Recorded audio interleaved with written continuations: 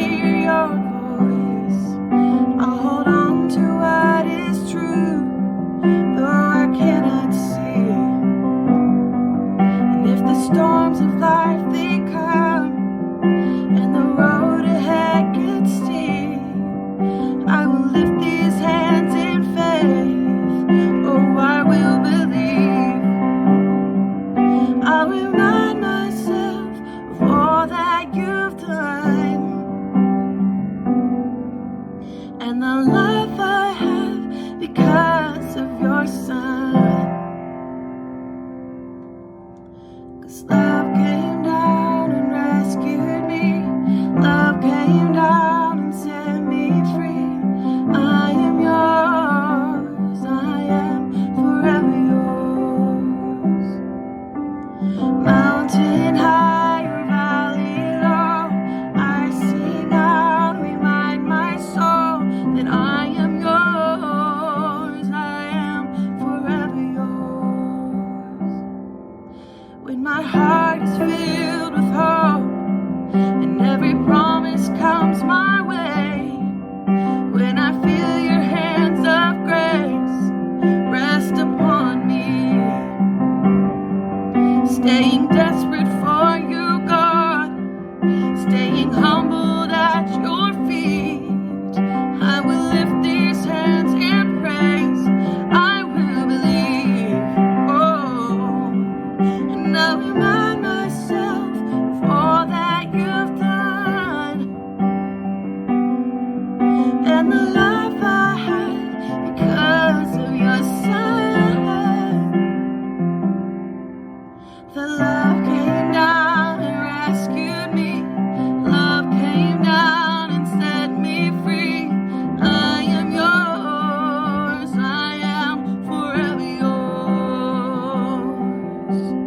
Mountain high or valley low, I sing out, remind my soul that I am yours, I am forever yours, 'cause I am yours, I am yours, all my days, Jesus, I am yours, I am yours, I am yours, all my days, Jesus, I am yours. 'Cause your love came down and rescued me. Love came down and set me free. I am yours, I am forever yours. Mountain high or valley low, I sing out, remind my soul that I am yours, I am forever yours, I am yours, I am yours, all my days, Jesus, I am yours, I am yours, I am yours, all my days, Jesus, I am yours. 'Cause I'm yours and yours forever. I am yours and yours forever. 'Cause I am yours, I am forever yours. I am yours and yours forever. I am yours and yours forever. Oh, I am forever yours.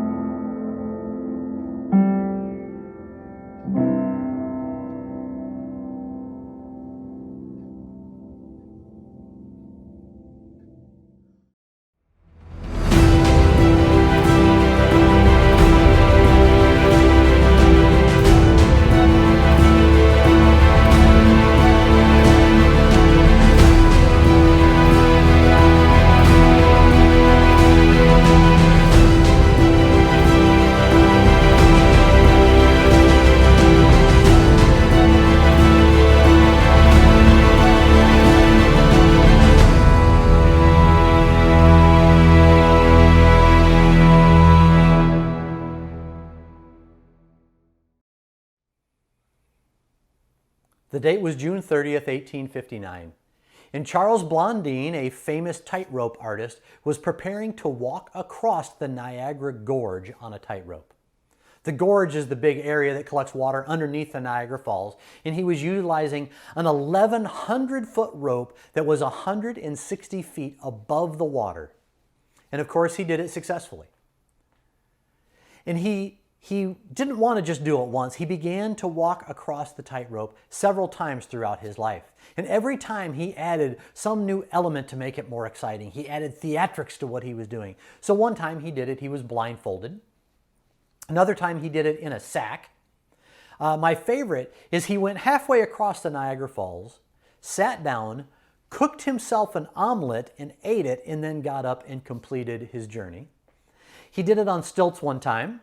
He walked across carrying a chair once and set one leg of the chair on the rope and balanced it, and then stood on top of the chair balancing on the rope, and then got down and carried the chair the rest of the way. The story goes that once he was getting ready to push a wheelbarrow across the gorge, and there was a crowd behind him, and he turned and asked a reporter, he said, "Do you think I can do it? Do you really believe I can make it across?" The reporter said, "Yes, I do. I know you can do it." Well, as the story goes, Charles Blondin looked at the reporter and said, "Then get in the wheelbarrow." There's no record that the reporter got in the wheelbarrow. You know, that would take a pretty incredible faith. You know, it's easy to say I have faith. It's a whole lot tougher to live by that faith. You know, when there's no evidence that everything's going to work out okay from an earthly standpoint, when maybe your reputation goes on the line or your money's on the line, maybe if you're honest and you live as a person of character, your career could be on the line. It's tough to put our faith into practice in those times. What about when the health or the life of your children are on the line? Where is your faith in those times? We are in week 5 of a series called Heroes of the Faith. And in Hebrews chapter 11, there is this record of these incredible men and women who live by faith in the Bible. And week 1, we looked at Abel, who brought the first fruits of his, or the firstborn of his offering, better than his brother Cain brought the offering. We looked at Enoch, who walked with God. We looked at Noah, who built the ark. Sarah, Abraham's wife, who believed that she could have children by faith, and she did. Now, all of those have their by faith stories, and they're kind of cool stories, and we learn some good things from them. But today we're going to look at Abraham, and this is a man who lived his life of radical faith. If God said it, Abraham did it. No questions, no delays. If God said it, Abraham obeyed. And Abraham put things on the line, unlike the other 4 that we've looked at. There's no record that if Abel brought the firstborn from his flocks, that he wouldn't have more flocks, or that Enoch lost anything by walking with God. Noah faced ridicule and those kind of things, but Noah's life seemed to be fine, building the ark. And Sarah actually received joy and laughter in her son Isaac because of her faith. But today we're going to see Abraham. This is a man who's willing to risk it all in a life of radical faith. Hebrews chapter 11, beginning in verse 8. Let's look at the by faith statements for Abraham. By faith, Abraham, when called to go to a place he would later receive as his inheritance, obeyed and went, even though he didn't know where he was going. So he was called to go to a place that he would later receive his inheritance. This is the promised land that the children of Israel occupied after their slavery time in Egypt. And the nation of Israel occupies that today. But it says that he was going to this place that he would later receive as an inheritance. He obeyed and he went. No delay, no questions. He just obeyed. Even though he didn't know where he was going. Now this one cracks me up. I want you to think about this. Abraham comes home one night. He's been out in the field working all day long, and he says, "Hey, Sarah, we're going to move." "Oh, okay. We're leaving your father's house?" "Yes, we're going to move. We're going to leave my father's house." "Okay, well, where are we going?" "I don't know. God told me to move, so we're going to move." "Okay, when are we leaving?" "Tomorrow." "Let's pack everything up tonight and let's get up in the morning early and take off." That actually shows a good bit of faith. That I think Sarah there could get another by faith statement that she believed in her husband and she believed in the God that he served. Verse 9, it says, by faith, he made his home in the promised land like a stranger in a foreign country. He lived in tents, as did Isaac and Jacob, who were heirs with him of the same promise. So he made his home in the promised land like a stranger in a foreign country. You know, it's tough to live in an unknown place, to move to somewhere you've never been before or never spent any significant time there, to an unknown people who have unknown customs. Sometimes in Abraham's case, best case scenario, he had a different accent. Potentially, he had a totally different language when he moved into this area. And it says that he left the comfort and security of his father's house. He left his father's home, probably a building that was a permanent structure that provided security from the elements and from enemies. And he lived in tents for the rest of his life, as did his children. Verse 10, it says, for he was looking forward to a city with foundations whose architect and builder is God. For he was looking forward to a city with foundations. See, he was focused on the promise that God had given him. He wasn't focused on his current situation. He wasn't focused on this crazy idea that they were moving somewhere where they didn't know. He wasn't focused on his surroundings and his circumstances. He wasn't focused on what he was leaving behind. He was looking forward to the promise of God because he had faith in God. And he went and he was looking forward to a city with foundations. This is not an earthly home that he was looking forward to. He's looking forward to heaven and his heavenly home. He's looking forward to an eternal dwelling that would be provided by God. And it says, whose architect and builder is God. This is a home that couldn't be built by human hands, better than anything that any of us could imagine. This is the future that he could not see. Verse 11, and by faith even Sarah, who was past childbearing age, was enabled to bear children because she considered him faithful who had made the promise. Last week, Meredith taught on this verse, on the life of Sarah and the incredible faith that she had. Verse 12, and so from this one man, and he as good as dead, came descendants as numerous as the stars in the sky and as countless as the sand on the seashore. So because of their faith, because of their faith, the faith of Abraham and Sarah, a man who is as good as dead has descendants as numerous as the stars of the sky and as countless as the sand in the sea. That brings us to our first point. That's the first segment with two faith statements by faith, and both of them show the same thing. You see, faith is willing to travel under sealed orders. There's a gentleman by the name of J. Oswald Sanders who made that statement. Faith is willing to travel under sealed orders. During World War II, he was on a ship. The ship was traveling across the ocean, which was very dangerous back then because there were mines that were put out in the ocean that would blow your ship up. There were submarines under the water that would blow your ship up. And as they were traveling across the ocean, the captain had the ship zigzagging back and forth as they were going across the ocean. And Mr. Sanders asked the captain, he said, why are we zigzagging back and forth like this?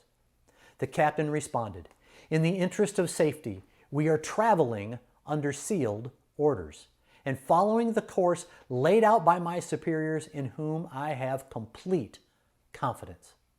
That, my friends, is faith. That's faith. He didn't know what was out there, but he had confidence in his superiors. You know, sometimes God asks us to travel under sealed orders. We don't know why we're going. We don't know where we're going, but we have to have complete confidence in Him that He is in control, that He has a plan. And it says Abraham, when called, he obeyed, and he lived as a foreigner. No questions, no arguments, just obedience. You see, faith is believing in advance what will only make sense in reverse. Sometimes we don't know the why until it's over. Sometimes we may not know the why until eternity. Adrian Rogers put it this way.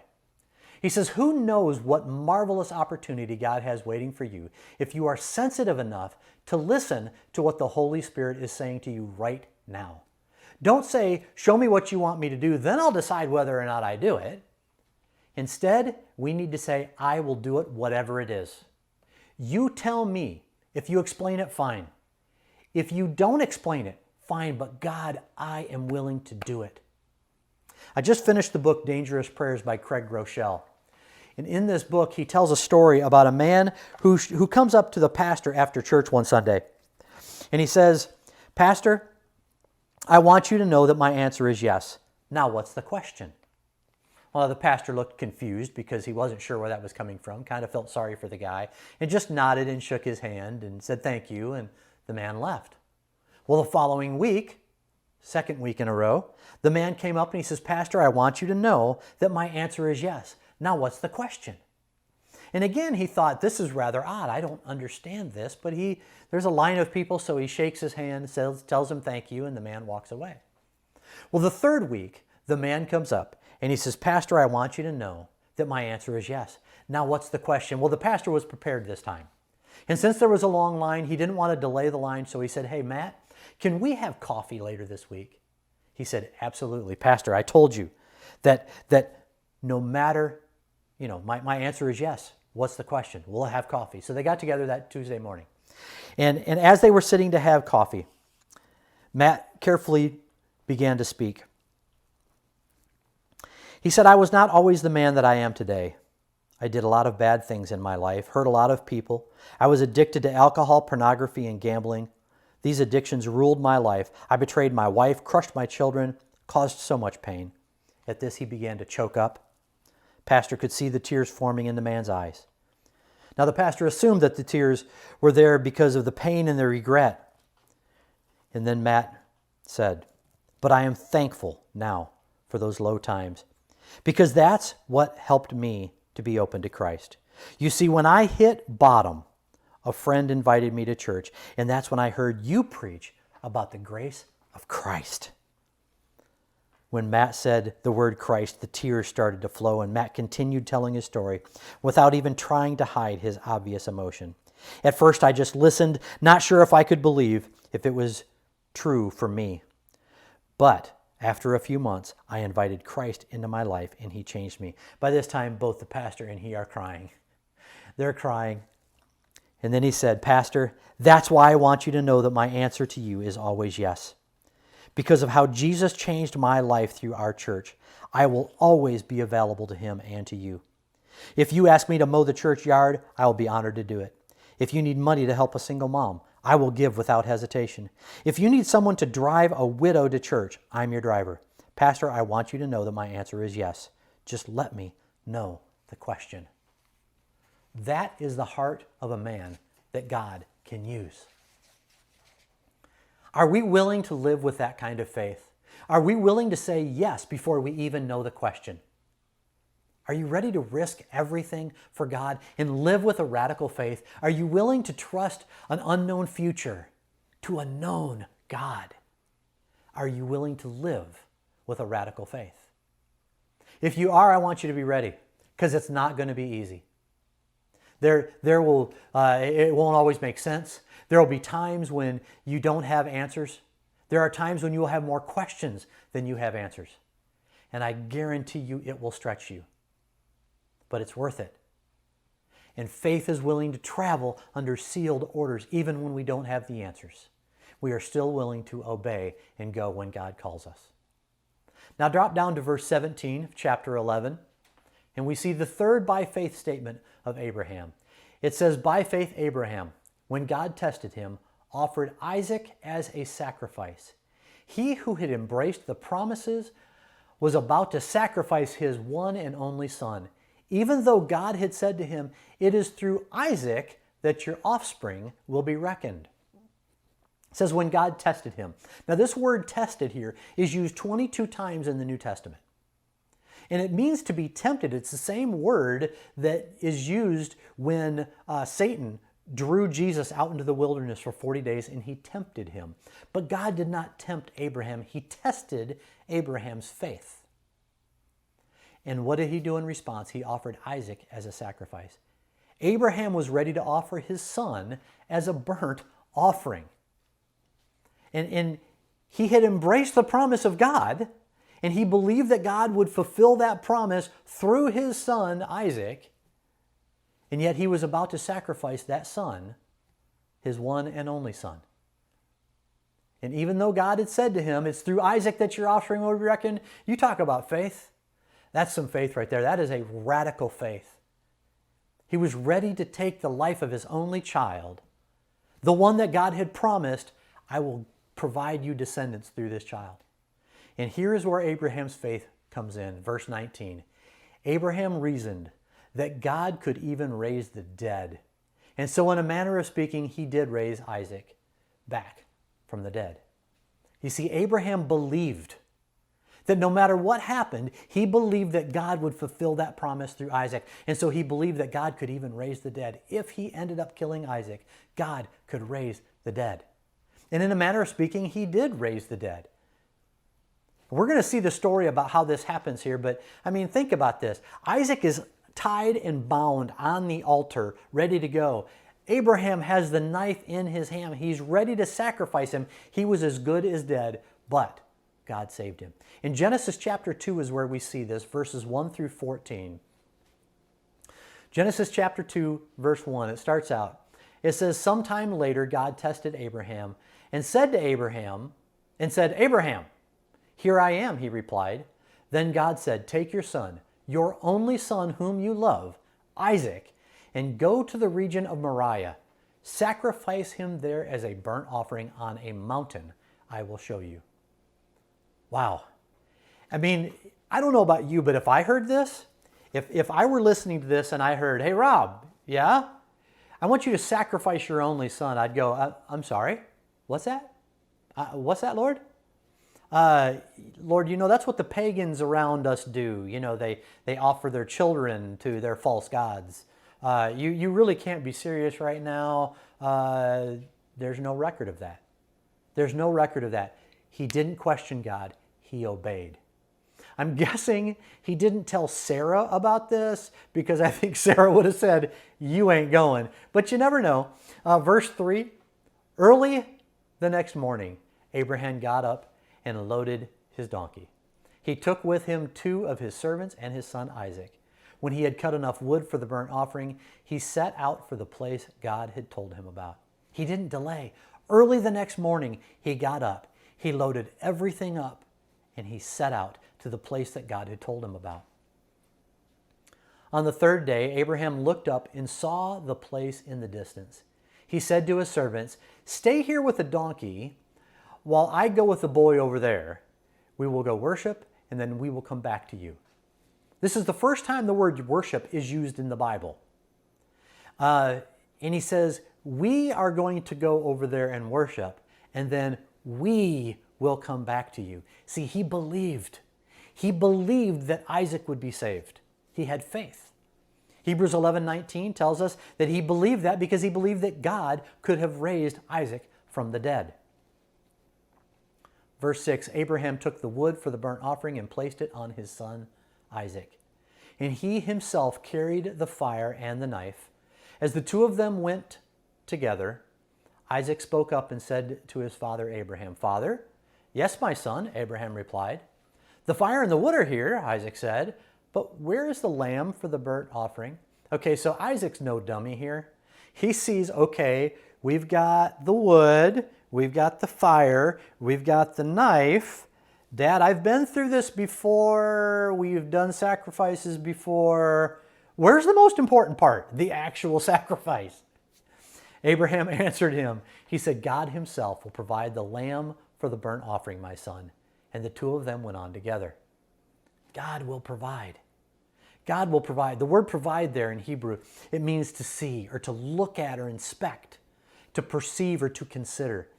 Abraham believed that God was looking at that point. He was seeing what was going on, and God would be the provider. And when he says that God himself will provide the perfect lamb, he's actually pointing to the perfect lamb of Christ.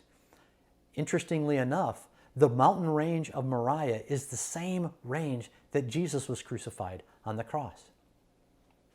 Verse 9. When they reached the place God had told them about, Abraham built an altar there and arranged the wood on it. he bound his son Isaac and laid him on the altar on top of the wood. Now, when Abraham had Isaac, he was 100 years old. And Isaac, scholars say he's anywhere from 15 to 30 years old here. So you have a 115 to 130-year-old man trying to bind a 15 to 30-year-old young man. Strapping young man who works in the fields, and he's a powerful guy. There is no way that this man who was good as dead when he was 100 could possibly bind Isaac. You see, Isaac offered his life willingly. Isaac displayed this incredible trust and faith in his dad and in God, just like Abraham did. And I think Abraham just must have been in tears as he binds his son and lays him on the altar. Verse 10 says, "Then he reached out his hand and took the knife to slay his son. But the angel of the Lord called out to him from heaven, 'Abraham, Abraham!' 'Here I am,' he replied." Now when it says that, "Abraham, Abraham," there's this sense of urgency. He's trying to get Abraham's attention and stop what he's doing. He says, "Here I am." He says, "Do not lay a hand on the boy," he said. "Do not do anything to him. Now I know that you fear God, because you have not withheld your son from me, your only son." Abraham looked up, and there in the thicket was a ram caught by its horns. He went over and took the ram and sacrificed it as a burnt offering instead of his son. So Abraham called that place, "The Lord will provide." And to this day it is said, "On the mountain of the Lord it will be provided." That brings us to our second faith lesson of the day. You see, faith trusts God more than our circumstances. No part of this makes sense. He's offering his son. The circumstances here don't look good. They don't look good for Abraham. But God said it, and Abraham believed it. I mean, imagine being in that place. Where is this faith that trusts God more than your circumstances when everything around you doesn't make sense? When life is literally falling apart? The circumstances are chaos. Do we have faith in what God tells us? When Meredith and I started ministry back in 2002, shortly after that, our house flooded. And we had an incredible amount of debt that we got put in place because we had to rebuild the house. Over $90,000 worth of damage, a $33,000 check from the insurance company. And Meredith and I had just started Against the Grain, the ministry that we had in Tennessee. And we were $2,480 behind on our mortgage. And we were about to lose our house. They were about to put us into foreclosure. And as we were walking through this time, and we prayed, we felt very clearly God say, "Don't tell anybody." And so me, being the man that I am, I went back and I began offering my services to help people fix up their houses, to lay tile and do ceramic and hardwood floors and all those kind of things. And as quickly as God had opened the faucet and just blessed me with business, it got shut off.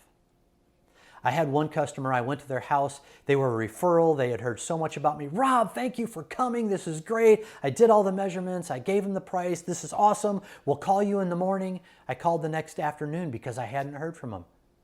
I said, "Hey, when do you want to get started on this house?" They said, "Mr. Kendall, we've decided to go with someone else." It was just that fast. I couldn't create an income to save my life, and we were about to lose our home. And on top of this, a friend of mine who had done some electrical work for me when we remodeled our kitchen had called because he had said, "You know what, I'm not going to charge you for doing your kitchen. When I need my house remodeled, I'll call you and you can come do the ceramic in this bathroom that we're going to do." I said, "Yeah, no problem." Well, guess who called the week that they were getting ready to foreclose our home? My friend Raymond.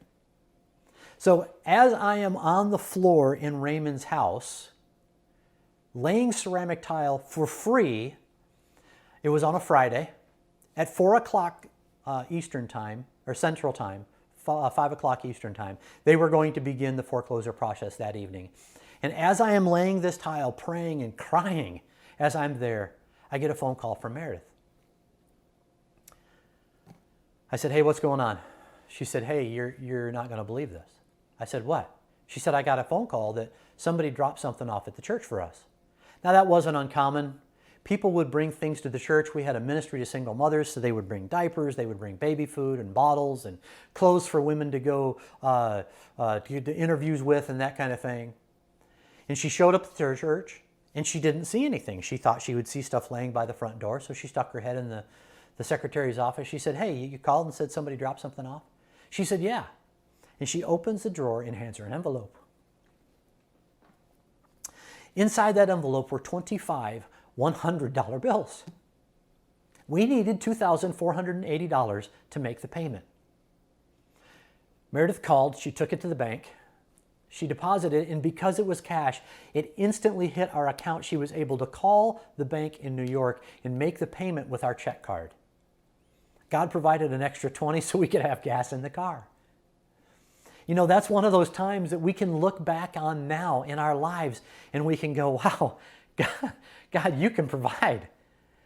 You know, when God's all you have, you learn that God's all you need in times like that. The circumstances didn't make sense. You know, we could have called people. We could have called, we had supporters who may have helped. We could have called, we had family who would have been able to help. But we very clearly had God tell us, do not tell anybody. And as I look back on that, I realize that if we had handled it ourselves, we would not have been able to see God work in our favor. And I think, you know, Abraham went up there with his son, and he didn't take a lamb with him just in case.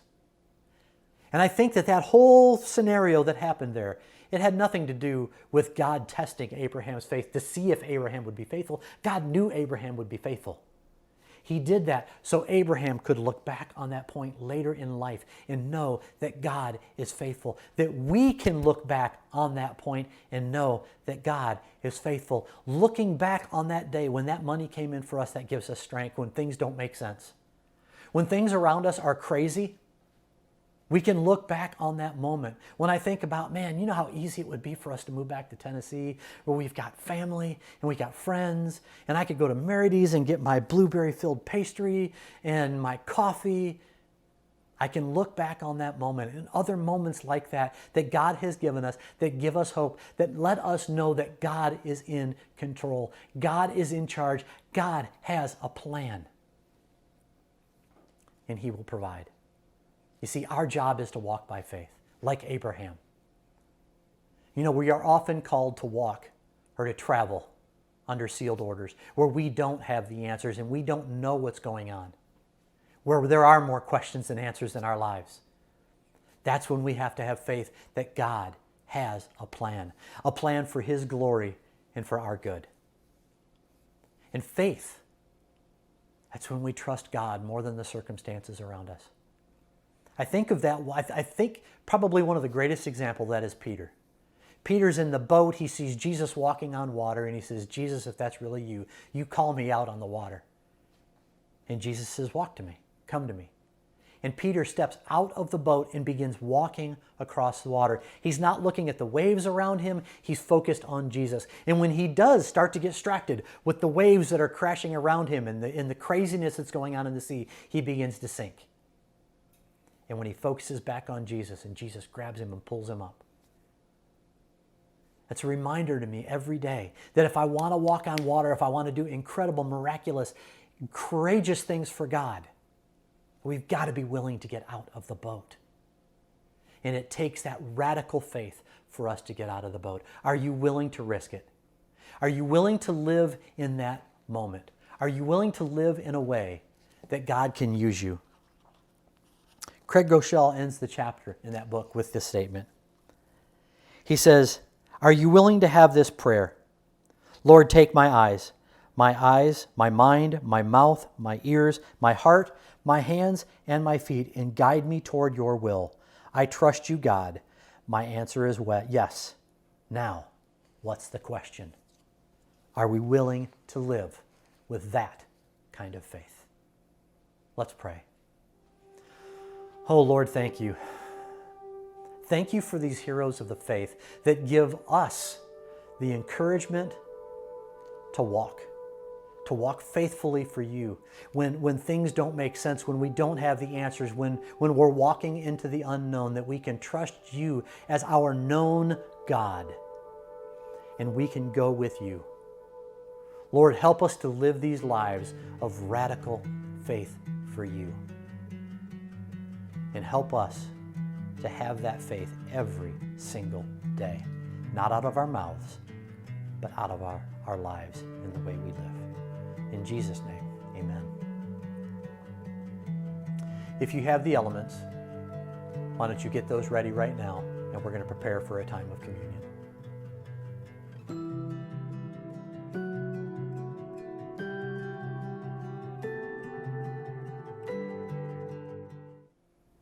Man, I love that part of Hebrews and that story of Abraham. You know, but there is a bigger point to all of this. You see, Isaac's life is a correlation in pointing us, a foreshadowing of the life of Jesus. There are so many similarities that we see between Isaac and Jesus in this moment. You see, Isaac carried the wood that was going to be used for the burnt offering up that mountain. And a few thousand years later, Jesus would carry a cross up that same mountain range, and he also was going to be a sacrifice. It says that Isaac and Abraham, they traveled for 3 days to get to that mountain range. Well, Jesus, he was in the ground for 3 days before he was raised from the dead. And I love this. Isaac willingly offered his life. There's no way Abraham could have bound that man by himself. Well, Jesus willingly offered his life for us, joyfully offered his life for us. You see, Isaac wasn't the right sacrifice, and there was a ram stuck in the book, but Jesus was the perfect sacrifice.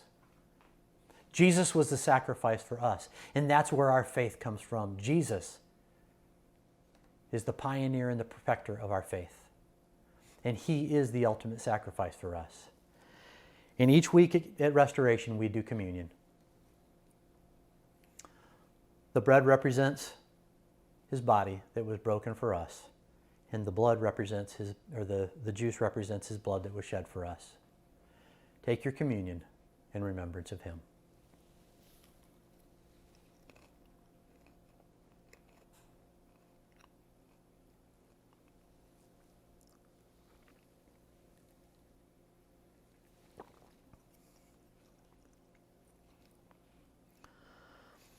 Our Heavenly Father, thank you for sending your Son, your one and only Son. Thank you for sending him and offering him up as a sacrifice for us. And Jesus, thank you for willingly being that sacrifice for us, paying the penalty that we could not pay, to open the doors that we could have a relationship again with the Father.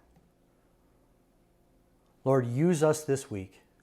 Use us to have incredible faith, to live for you. Lord, give us the faith to risk it all, to live radical lives of faith for you, to change this community for you and this world for you, because it's all about you. And Lord, help us to have faith in you when nothing makes sense around us. Help us to be grounded in the fact that you are our God, that you provide, and that our unknown future can be trusted to you, our known God. In Jesus' name, amen. Thank you for being with us today. If you are in need of a ministry visit, please give us a call at 239-699-2834 or message us on Facebook.